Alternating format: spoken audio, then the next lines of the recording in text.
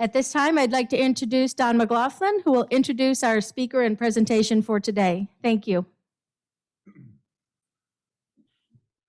Thank you, Julianne, and good afternoon, everyone. Diane Haynes and I are very pleased indeed to welcome you to this ILR class entitled Meet the Composer. The U.S. School of Music is very fortunate to have 6 award-winning composers on its faculty. This class will provide you with a special opportunity to meet these gifted artists, teachers, and learn about the creative processes they follow in developing their compositions. And most importantly, you will have an opportunity to hear their compositions.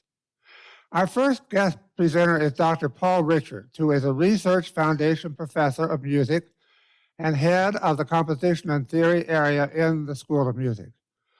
Paul's compositions range from numerous orchestral, vocal, chamber, and theatrical works to 3 full-length operas.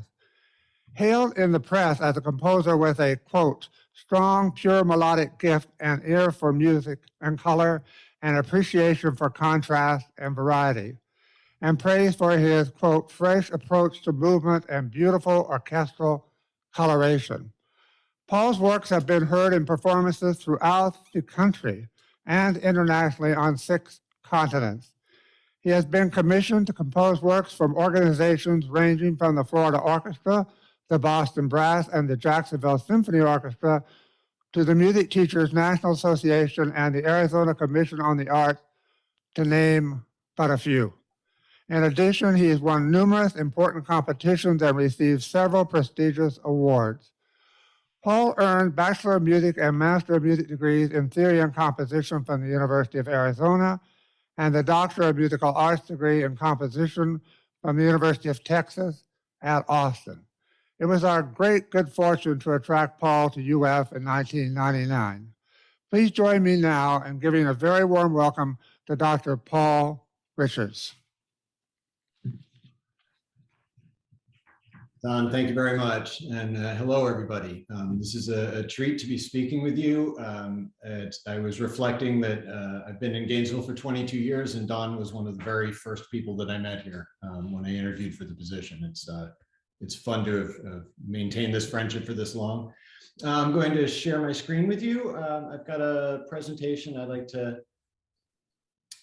share. I'm going to spend most of my time playing music for you, and I'll share a little bit of information. It's my hope to be about an hour and then to leave time for some questions.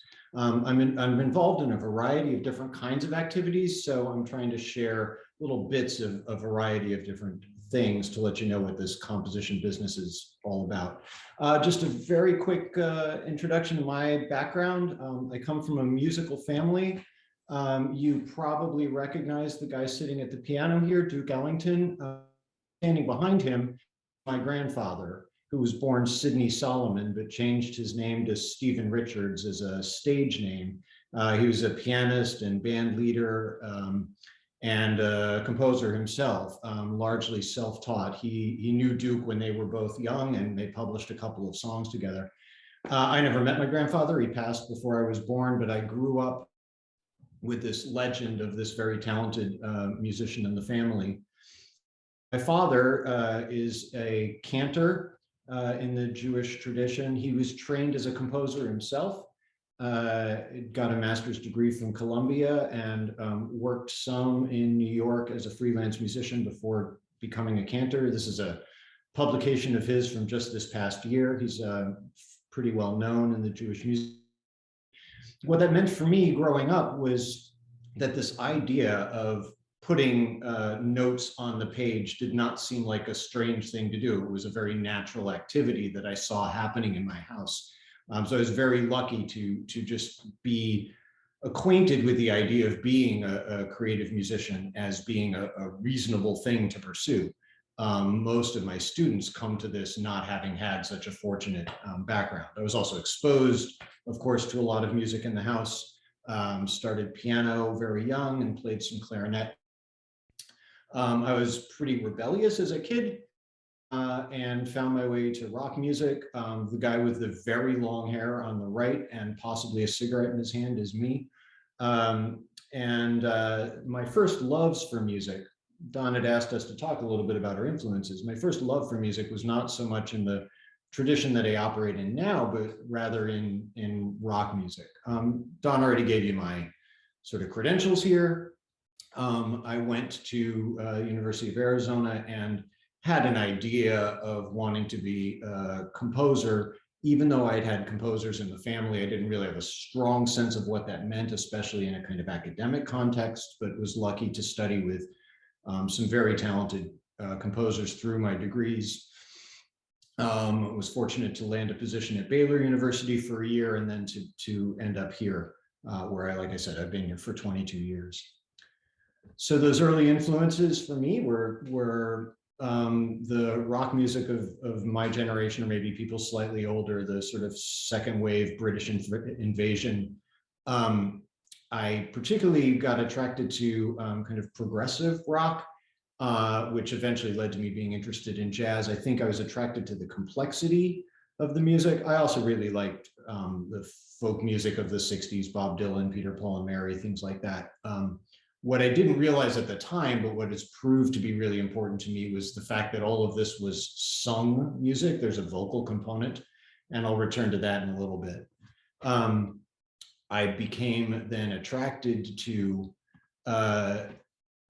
in college through my father, but also in school, the music of Igor Stravinsky up on the left, his rhythmic energy.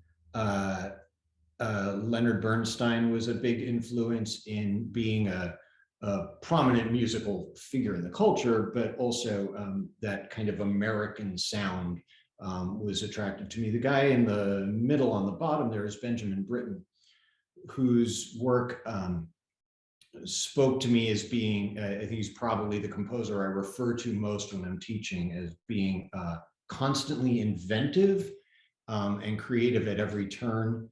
British composer from the 20th century.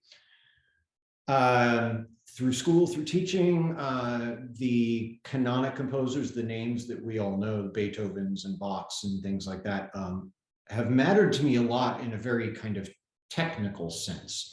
It's maybe a byproduct of teaching this music to young people, but I've become enamored, or remain enamored, with the techniques of people from the past, and that influences a lot of what I do. And then lastly, the composer John Corigliano, living composer, was the first composer who was still alive when I was studying, I guess Bernstein was still alive when I was studying, but John was the first sort of, at the time, youngish composer, creating works that spoke to me and showed me a kind of path forward.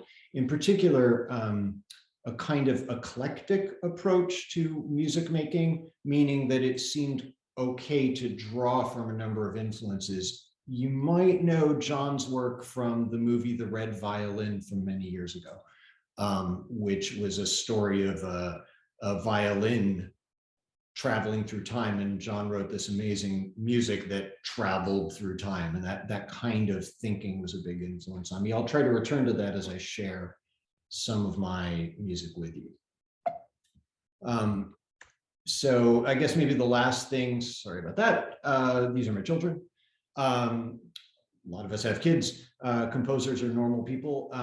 The one thing that's kind of mattered a lot to me, the one in the middle there, maybe doesn't look it, but is 32. She was born when I was 20. So I've always had, up until very recently, actually, I've always had a child living in my house, which has meant a lot in terms of time management, as I expect you could imagine. I've always been a very quick composer, grabbing those precious moments for work whenever I could, because I've always had children as a top priority. And I may return to some of that working method in a little bit as well. So you'll be hearing from my colleagues as well about what they do and why they do it. In reflecting on that, preparing for this presentation, I've broken it down to a few things that I think inspire me or move me to make music. One, when I say music as a reaction to the world, I mean as a means of kind of responding to events or emotions or even concepts, or even reacting to the current musical culture. I feel like my creative work is a kind of commentary on ideas that are percolating, whether my ideas or ideas that I encounter. Some of my attraction to art and art making is a diversion, and I don't mean as escapism, but I mean as a way of kind of adding beauty to the world. By that, though, I'm not interested in simply trying to make beautiful things, but rather I think the world has plenty of beautiful things. What I'm interested in is expanding what it is that we think of as beautiful. So in my work, I want to make things that I find attractive, that I hope others will find attractive, but that also push boundaries in various ways and expand the kind of palette of what we take in. I find that just intriguing as a listener when I hear that done, and hope that I can find new sounds, new approaches that still resonate with people. That's my goal. Music is kind of a way of understanding the world for me. One of the great things about being an artist is I feel like it's my role to ask questions, and not necessarily my role to answer them, but rather to put an emotional underpinning underneath sometimes complex questions. I'll return to this later. I have the privilege of speaking with you again at the end of this course about a specific opera of mine that deals with some complex contemporary ideas. That's part of it. And then the last thing on here, when I say music is a way of being in the world, I don't mean in some grand sort of metaphysical way. I just mean it's having been engaged with music from childhood, I can only process the world as a musician. It's basically impossible for me to hear new ideas or to engage in conversations and not think of musical analogs. It's how my brain ended up getting wired, I suppose, from the background that I described. So I want to dive in. I'm going to share some music. The first piece I want to share is a choral setting of this Yeats poem from a few years back. Much of my work involves pieces that are 10 up to 30 minutes in duration and wouldn't really fit into an hour-long talk. So most of what I'll be sharing are fragments of pieces, but this is short, about 2 minutes. Later, I want to talk about how opportunities come up and what it is that drives kind of the nuts and bolts of composition. This is simply something that I wanted to write because I was attracted to this poem and the particular tone that Yeats strikes, and I wanted to try to capture that in music. So here it is.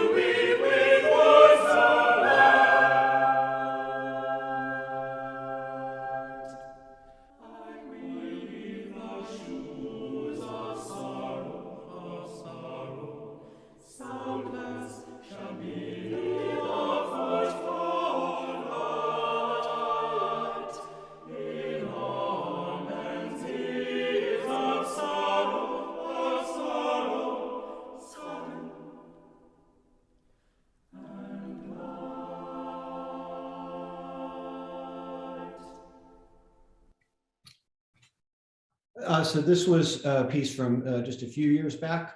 I'm going to back up now to the kinds of things that I did a little bit earlier in my career. I'm going to drop you into the middle of a collage here. The basic concept I was exploring with this piece, one of my earlier orchestral pieces, was the fact that we live uniquely in a time where there's access to musics from all times and all cultures. And it seems not only important, but kind of inevitable to me as a composer operating now to take in all of those influences and to let them influence what I'm doing. To push them aside would seem to be probably psychologically impossible, but also not necessary. So that's led me to a kind of eclectic music. What I did with some pieces around this time was create musical collages. In this particular piece, I effectively wrote 6 separate short pieces and chopped them up and reassembled them together, but they're connected by common musical material, and they're all at the same fast tempo. But I think you'll hear the music kind of jumping, almost like cross-cutting in film, from one scene or one type of music to another. And again, I'm just playing kind of the middle of this piece to give you a taste of what this collage technique sounds like.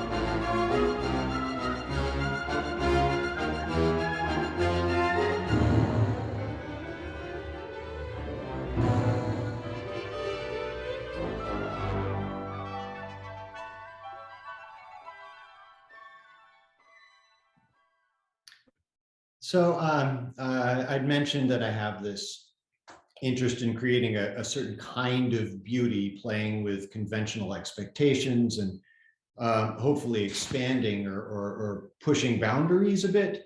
Here's an example of what I mean by that. This is from the end of a concerto for clarinet and wind instruments, where after a good bunch of fast music and the clarinetist showing off, there's a lyrical and quiet ending. And I'm going to play the final 3 minutes of this work. If you happen to recognize the stage here, and maybe even the conductor, this is the University of Florida's Wind Symphony, recorded on campus at the University Auditorium. Part of my function here as a composer on the faculty is working with student groups in the performance of new works. The clarinet player here was an undergraduate student at the time.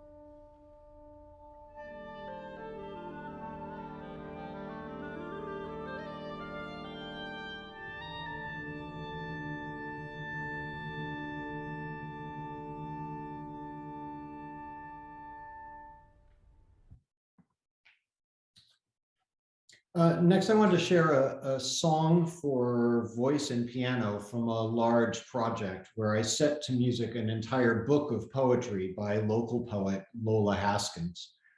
Lola had studied music quite seriously in middle age and wrote this beautiful collection reflecting on her engagement with music. And I had the privilege of working with her on this project. As I would finish writing a setting or two, I would get together with her, play, sing through what I'd written, and get her very valuable feedback about the ways that the meanings behind the poems and the ways that she wanted certain words emphasized. This poem, The Prodigy, is about a young piano prodigy and his engagement with the world through music. You could understand why I related to the text. Lola says it is also about the progression of the young mind. You'll see the text go by with the printed music here, though it may be a little bit, not be all that easy to read in this format. I'm showing this in part so you can see what this composition business looks like on the page.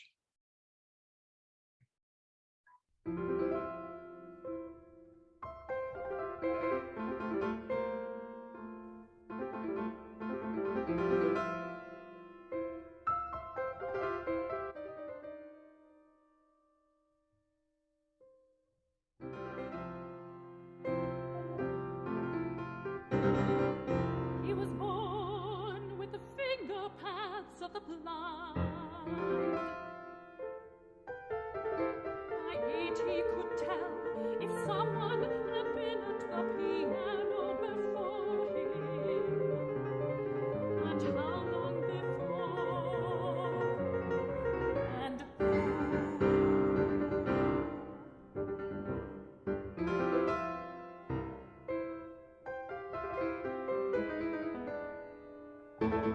beginning to release one November afternoon, he burst into a storm of tears because his sister had banged her tuneless anger the night before, and he felt the bruises still on the keys. He was born with the ears of a dog. He could hear his mother's skin decay, the soft give as her cheeks sagged just barely more. Sometimes his face would cloud because the moan of needles becoming earth seemed so incomparably sad. Or brighten, he would hear the sun come out on the beating feathers of birds miles away.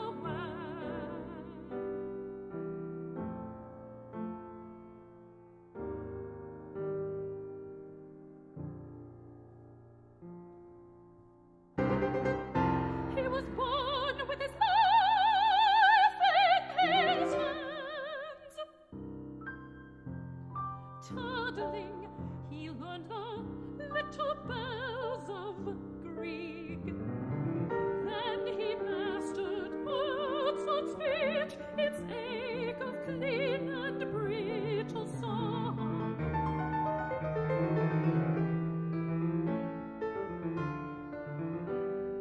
Then he learned to follow Bach, crossing water from cloud to cloud, up and down the stepping stones of the keys.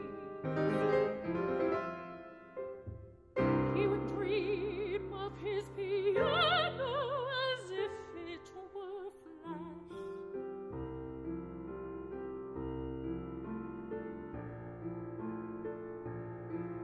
In a room with a strange instrument, he would walk by it once or twice, brushing it as if by accident with his leg, his sleeve.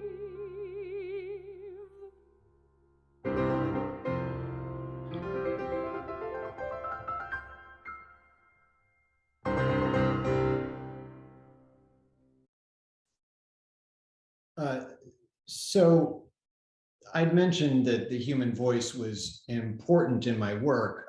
My father, along with being a composer, is a professional singer, and I would hear him warming up for services every Friday night. And this work with poetry that I just shared, coupled with an early kind of love for musical theater, naturally led me to opera. I'll be coming back, as I said, to speak with you about a more recent opera, The Golem of Prague, at the end of this course.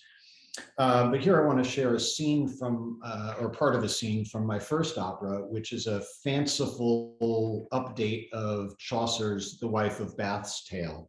By the libretto, the text is by a now frequent collaborator of mine, Wendy Steiner, who is was on the English faculty at the University of Pennsylvania. There's really no way to describe what's happening here succinctly. Believe me, I've tried. Suffice it to say, what you're going to see is Virginia Woolf, the author Virginia Woolf, having a conversation with Eliza Doolittle from My Fair Lady outside the tower of the Lady of Shalott. And all of the characters here are trying to answer the question, which was Chaucer's question, what do women want most? My attraction to this script initially had to do with, in part, with how funny it was, but also the opportunity to blend different musical styles. And the characters here all come from all over the place, from different times, from reality, from fiction. And it gave me an opportunity to play with musical style in various ways. The production here was not a staged production. The singers were on the stage just standing and singing, but we had some animations over them from an animation collaborator who we worked with as well.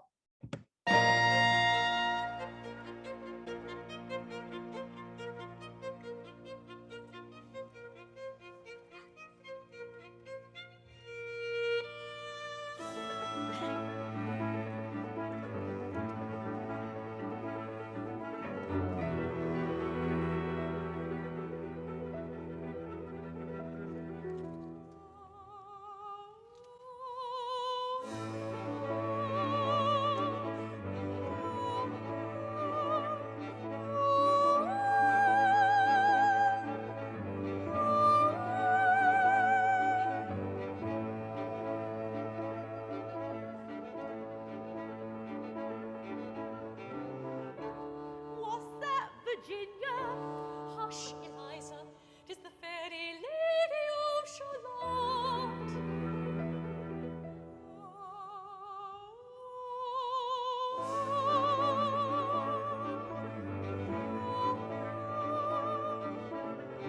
Oh, the fairy lady of Shalott.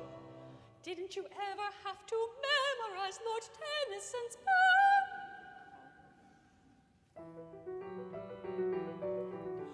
Four grey walls and four grey towers overlook a space of flowers, and the silent island bowers the Lady of Shalott.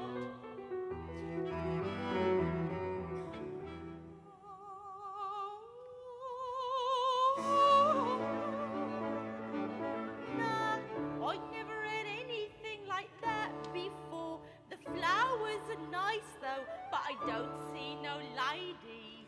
Well, few people have Eliza, for who hath seen her wave her hand, or at the casement seen her stand, or is she known in all the land, the Lady of Shalott?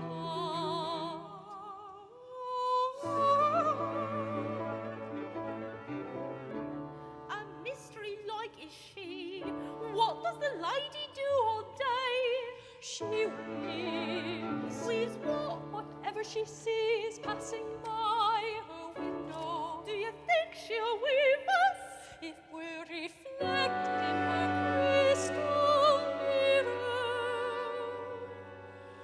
and moving through a mirror clear that hangs before her all the year, shadows of the world appear. There she sees the highway near, winding down to Camelot. Camelot, is that where the road is winding? That's it. Camelot, with all those kings and queens and knights. Oh, yes, I think you've got it.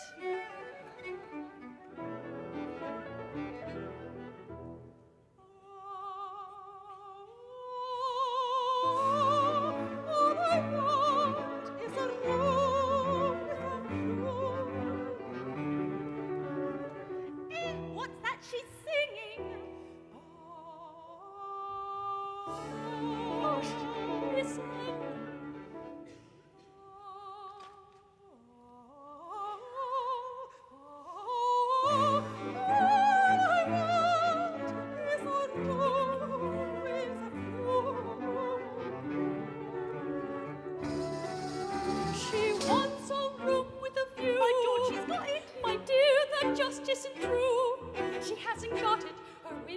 can't be looked through, how sad her lot is. But even without any view, that's quite a spot if a room's equipped with a few warm coals and chocolate. That might be so dear for you, but for Charlotte it's a bleak, confining room she's been allotted. And if the rumors are true, a curse will fall from the blue, should she the casement anew, and Camelodish, the only word she can view is in her glass, for her truth is pure semiotics. Semiotics? I still think Charlotte is blessed with a lot if she's got warm cold for the flu. One enormous chair, woo! Did I love some chocolates? Chocolates? Ah, what you do?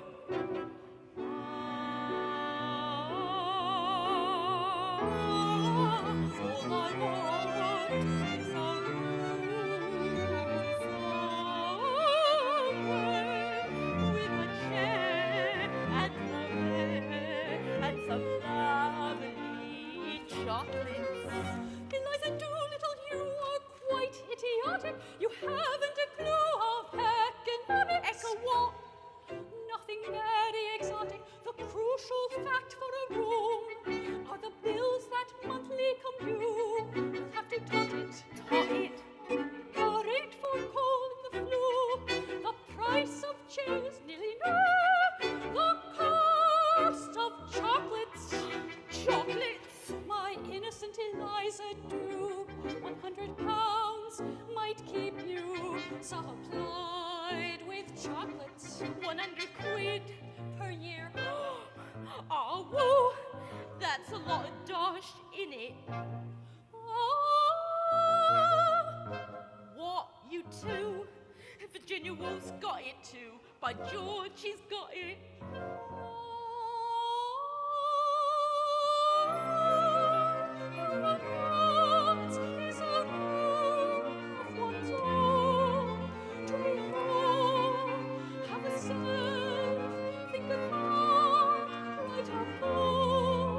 Takes a romance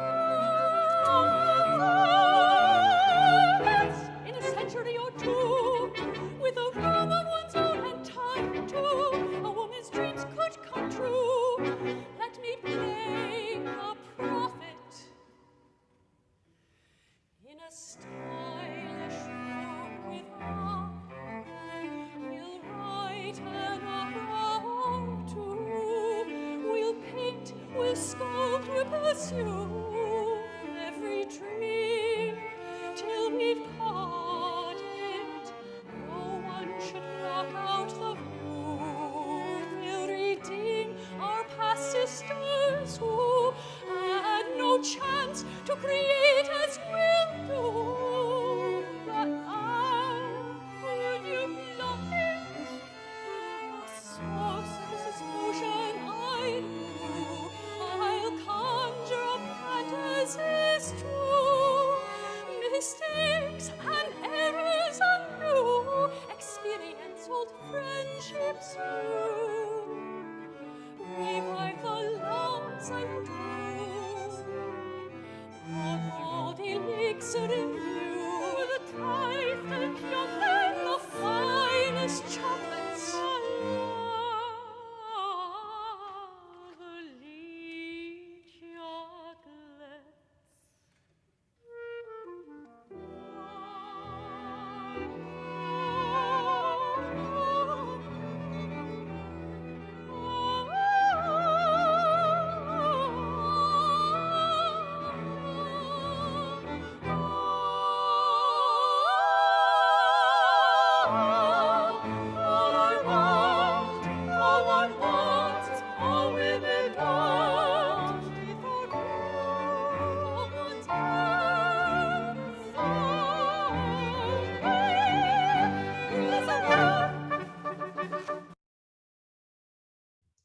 And right after that, the knight from Chaucer's Tale bursts in, and all he's gotten from this whole conversation is that women are interested in real estate.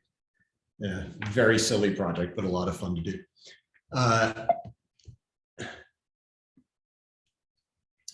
So I'd mentioned some projects that I do. I want to talk a little bit about how this business works, how these things come about. Some projects that I am involved with, I simply just want to do them. And I beg people or I write grants to get money for performers to try to make things happen.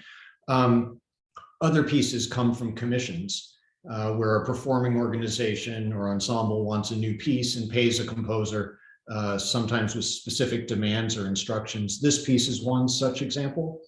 The two people sitting in front here are a duo based in Delaware called Six Wire, which consists of a violin and a Chinese instrument called an erhu. They reached out to me for a new piece, and we agreed on this arrangement with the two of them plus a traditional string quartet sitting behind them. My training and the training I'm engaged with as a teacher involves understanding how instruments work and what they're capable of and not. For this piece, I had to research the erhu, and as you'll see, I have a fabulous performer here. While sketching out ideas for the piece, I decided I want something that would basically grow in intensity from a quiet opening to about a midway point where I wanted it at a pretty intense spot where it would then drop off, go back to this quiet opening, and then pick up where it had left off and make a kind of arch shape. I drew that out on paper and realized that I'd drawn something that looked very much like a crossbow, like a medieval, weapon, a crossbow. It also happened to look quite a bit like Kathy's instrument here, the erhu. That's where the title came from. So I'm going to play about half the piece. You'll hear this opening idea. You'll hear things basically grow in intensity and then cut back to that opening idea. And I'm going to stop the piece at that point.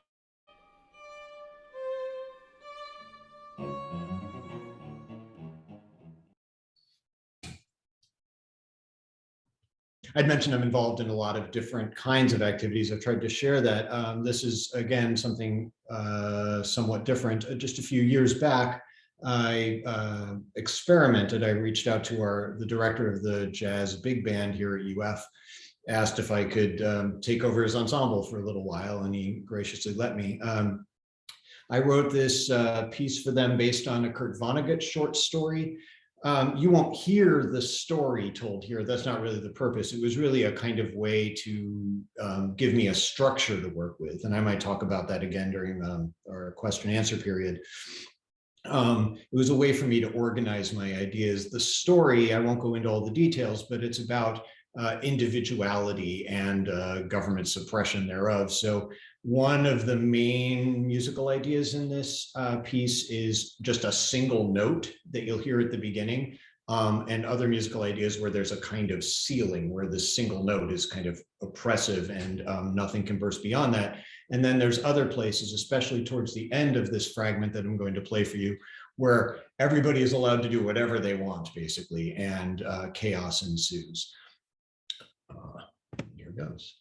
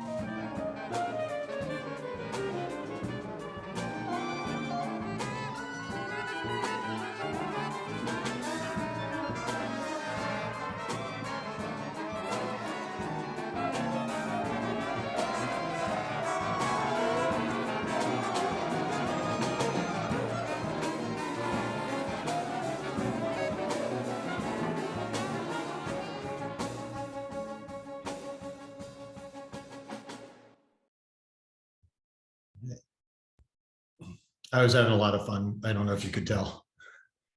I'm actually going to skip the next thing. I want to leave enough time for comments. I was going to share something that's in progress. Hopefully you'll see it someday. I am currently at work on a small opera for the Vienna Summer Music Festival, which will be presented in Vienna, Austria, along with in St. Petersburg, Florida, as kind of training academy. And I was just this morning cleaning up the orchestra parts for a performance with the Ocala Symphony of a new work that's happening in just a couple of weeks. Just to share the kinds of activities that I'm involved with. If you would like more information, please look me up or shoot me an email. Don has this contact information as well, and I'd be happy to continue the conversation or share additional information I do. I'm going to end my sort of formal presentation, and I'd be happy to hear any questions that anybody might have. I'm seeing that Richard has a hand up. Hello. Great. Now, okay, sorry about technical difficulties at my end. I wanted to start with a collage which was the second picture you showed. And I was very intrigued by that because it immediately came to mind Charles Ives. And Charles Ives, if you're not aware of it, seemed to put together themes from many different musics and sea chanties. So it was a collage in a sense, putting together many different composers' little themes. And, I even thought I heard in your second rendition, I thought I heard a theme from Beethoven's Pastoral.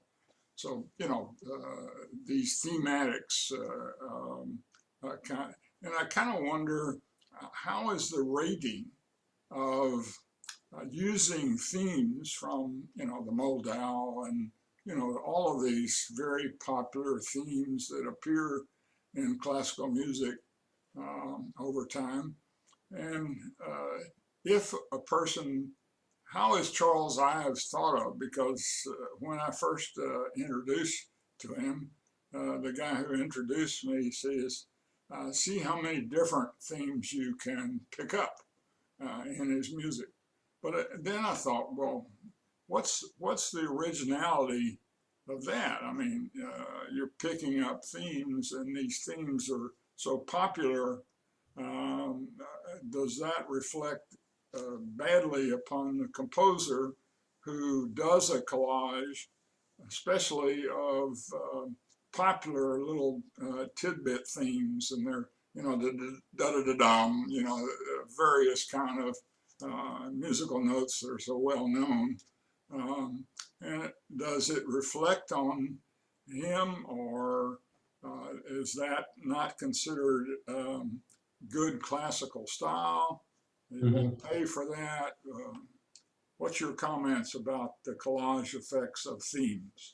Yeah, it's a great question, and it raises a couple of issues that are kind of central to my thinking as well. So Ives is certainly a big influence on, I think, all American composers. He was a real radical 100 years ago, doing things that people had not done before, and he was really ahead of the European avant-garde in many ways. Kind of setting a funny model for American composers. For those who don't know, Ives he was somewhat trained in the academy, but didn't operate in it. He was an insurance salesman and composed on nights and weekends. And so, created kind of a funny model of what it means to be a composer in America. But the issues of quotation and of originality are obviously things that are of interest to me, and not just direct quotation of taking a theme from someone else, but even a veering towards a musical style or a musical language that's associated with another composer or another culture or another time. is a complex issue. There's issues of appropriation. There are issues of intellectual property, or at least sort of ownership. My personal take on this, and in my own work, I don't do a lot of direct quoting, but I do an awful lot of near quotation. There were some direct quotes in a couple of things that I played today, but the thinking is that our experience of music has an awful lot to do with our prior experience with music, with our listening habits and what those habits create in terms of expectation. So if one presents something that has an air of familiarity, or in the case of Ives, is actually familiar, then you are triggering something about our expectational faculties, something psychological that says, I think I know where this is going. And you either can then have the satisfaction of being right, or the surprise and hopeful enjoyment of not being correct, but going somewhere unexpected. So I think that part of the thinking, Ives had a whole transcendentalist philosophy behind what he was doing, which I won't get into, but I think a lot of the thinking has to do with this means of engagement with music in various ways. So I hope that covers at least part of it. This is, like I said, this is an issue that I'm thinking about an awful lot. I think David Polliger has his hand up. David, please. Thank you for that, Paul. That was so interesting and beautiful. But you may have explained it with this last question, but how do you avoid plagiarizing? Yeah, we often talk about that. If you're using the tuning system that most of us use, there are only 12 notes. Right, and there are, not, the composers have been at, musicians have been at this for a very long time, and there are 7-point-something billion people on the planet. So coming up with something that's really, truly original is mind-bogglingly difficult if that's your chief concern. So the flip side of that is that this business is so, the details involved are so, they're numerous, that in my experience as an educator, even when I have students that seem to be, as I was saying, veering towards a particular language or particular style, something about the process of creation tends to create something that's at least nominally unique, if not all that adventurous or novel, but at least non-specifically drawing from something else. The accidental plagiarizing is definitely a kind of concern. I think most artists feel like there's a kind of integrity of trying to take something and going in your own direction, even if it's got shades of another artist's work. There are composers who are active who are deeply concerned with trying to find the next original thing. I personally feel like that's likely a fruitless pursuit in most cases, because there are so many people engaged with music that finding something that's truly wholly new and unconnected to other things is nearly inconceivable. So I think where we find interesting things is in the connections of different musics, and that's part of the reason that collage or a generally eclectic approach is attractive to me, of finding unusual combinations. Richard, in the chat area, we have a question from Keith Berg. He wants to know about the big band piece, the instrument that Scott Wilson was playing. Could you tell us about that? Yeah, sure. Yeah, Scott was playing something called a EVI, which is a terrible acronym. It just stands for electronic valve instrument. But it's effectively a keyboard that's also controlled by the breath. Scott, who's the jazz band director, is a trained trumpet player. But this device, so he has windpipe control over the dynamics and over the shaping of sounds. But then he can plug it into a computer and make just about any sound he wants. We worked together on kind of finding that sound. I wanted that sort of futuristic, but slightly dated at the same time kind of sound because of the Vonnegut reference. So that's what that was. And I agree. I see the chat question. Excellent drummer there too. It was that drummer was all of, I think, 19 or 20 years old at the time I did that. Yeah. Very good, Paul. Is there another question? Other questions? Anyone? You have them? Will you raise your hand, please? Can we see them, Julianne? Yeah, they'd be up here. Let's see. Anyone here? Okay, then I'd like to ask a question if I may. Paul, do you compose at the piano? Short answer, yes. Okay. Yeah, I like to have physical contact with the sound, but I compose at the piano, but it's also important to step away sometimes so that I'm not sort of limited by what my fingers are capable of doing or patterns that they fall into. I sing a lot of my music and drive my family a little crazy. But yeah, making some sort of physical sound is an important part. And then computer is part of the process. Technology obviously allows us for a pretty instant feedback on what we're doing, which is both good and kind of dangerous, because if you listen to anything too many times, it'll sound correct. So I like to be sort of physically making sound. As you're well aware, many famous composers in the past had sketchbooks of their compositional ideas. In fact, you can trace the evolution of an idea by looking at those sketchbooks. Do you have anything comparable to that? No, not really. In working out ideas for pieces, it's all by hand at first. I don't take it to the computer until the end. And there's definitely a procedure of ideas evolving and things. But I like to put all that away when I'm done, or even shred those pages, because I like approaching each piece as a fresh opportunity. And then one more question, and then we'll go to Richard. I think he has his hand up again.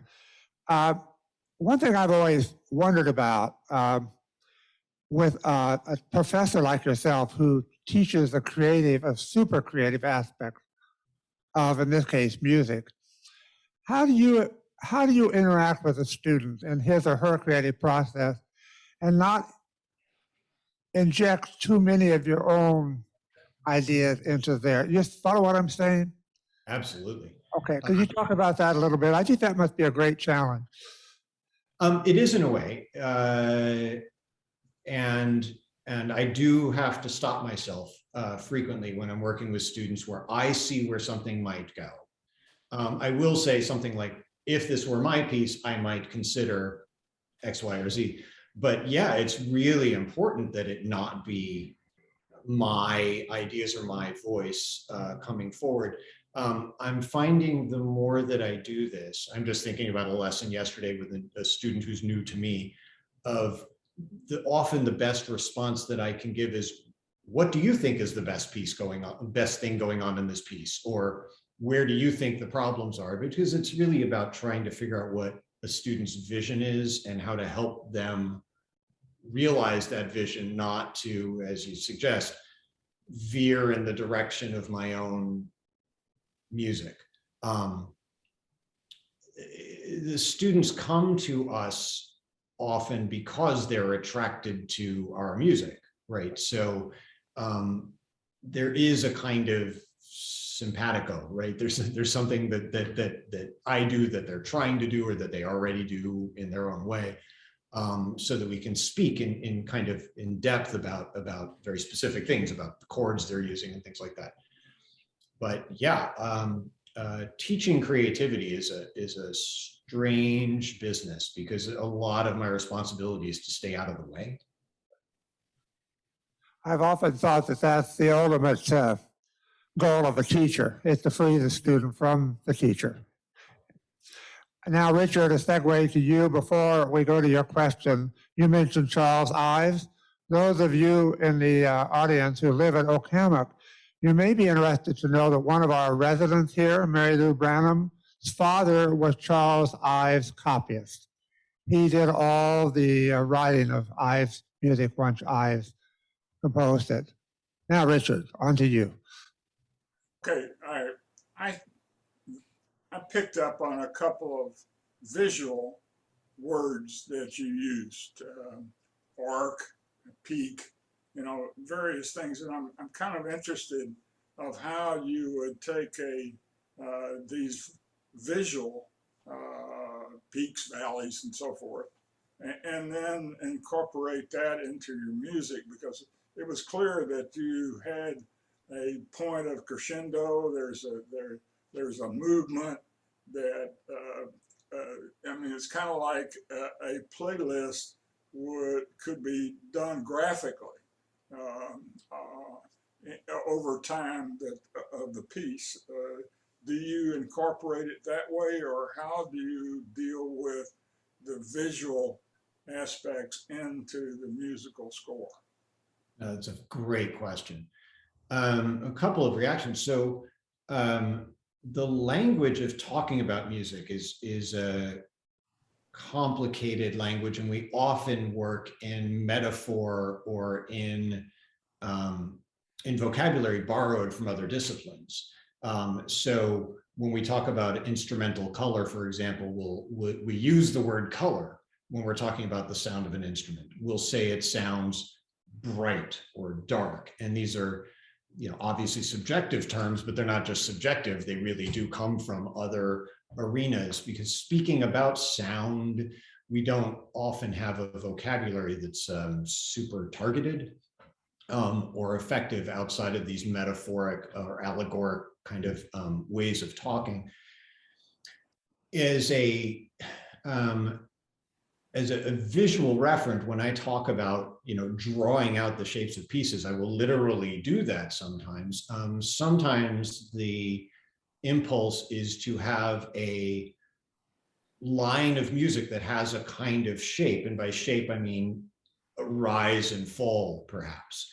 And often the process of composing for me, and I think for a lot of people, is what I've heard one person refer to as kind of a series of successive approximations until you get to the actual object. So there's a big picture.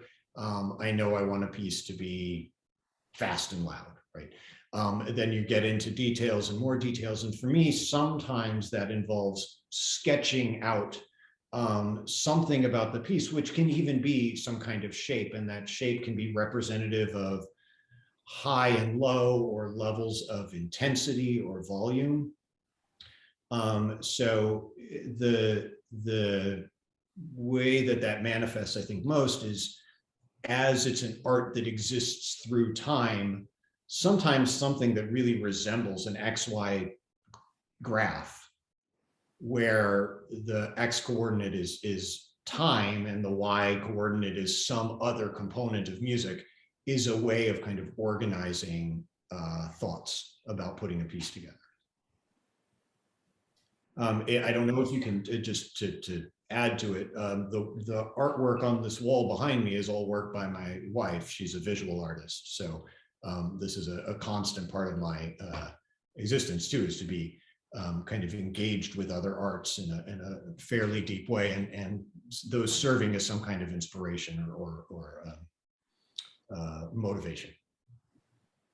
Paul, I know I speak for all of us who are with you today, who've had the privilege of being with you, and saying thank you so very much for sharing your creative works and insight into the process, your family background, and so on.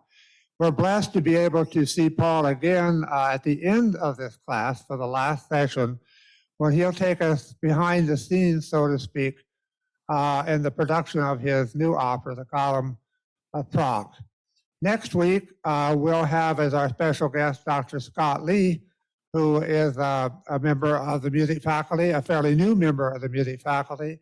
And Diane Haynes will be with us to be our host. Thank you all for coming, and thank you again, Paul. We really appreciate it. Thank you for the opportunity.